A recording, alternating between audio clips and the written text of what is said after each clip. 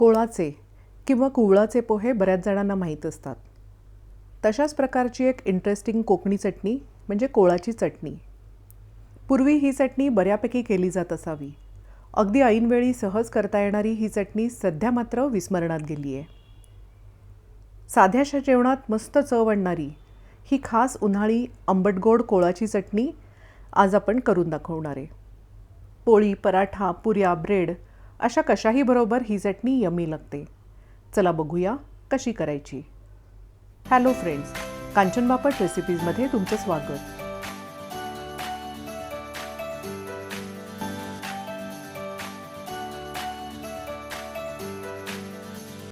हे बघा, कोळाची चटणी करण्यासाठी हे सगळं अगदी नेहमीचंच साहित्य लागतं.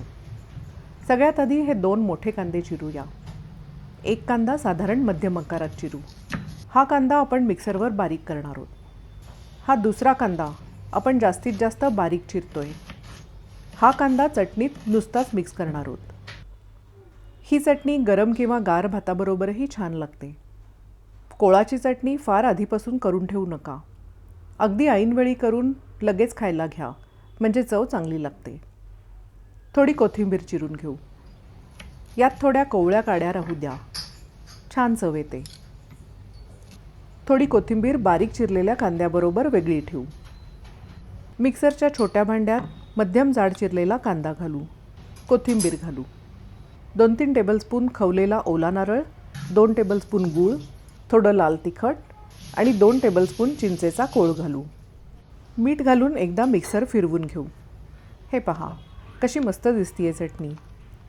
आता चटणीत बारीक चिरलेला कांदा, कोथिंबीर आणि खवलेला नारळ घालून मिक्स करून घेऊ. तशी तर चटणी तयारच आहे, पण फोडणी घालून चटणी अजूनच मस्त लागते.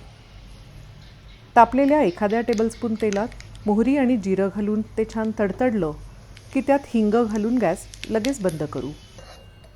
फोडणी किंचित थंड झाल्यावर चटणीवर घाला.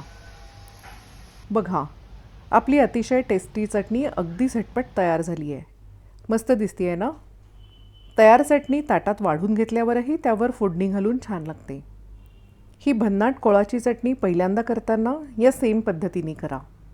मग परत करताना आपल्या आवडीप्रमाणे यातल्या साहित्याचं प्रमाण कमी जास्त करू शकता.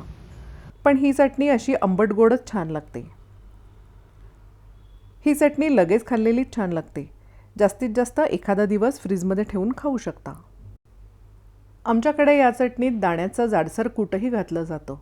पूर्वी मराठवाड्यात ओला नारळ सहज मिळायचा नाही, त्यामुळे इकडे सर्रास मिळणाऱ्या दाण्याच्या कुटाचा वापर आजींनी तेव्हा केला असणार आणि मग त्याचीच सवय होऊन तीच पद्धत रूढ झाली असेल. पण आता मराठवाड्यातही ओला नारळ अगदी सहज मिळतो, त्यामुळे ओल्या खोबऱ्याचा भरपूर वापर स्वयंपाकात आम्ही आता करतो. कोळाच्या चटणीचं सगळं साहित्य घरात असेलच. लगेच चटणी ट्राय करून बघा. विस्मरणात गेलेले असे कोणते पदार्थ तुम्ही करता ते मला नक्की सांगा. तुम्ही जर कांचन बापट रेसिपीज हे चॅनल पहिल्यांदाच बघत असाल तर ते प्लीज सबस्क्राईब करा. वेगवेगळे व्हिडिओज बघा.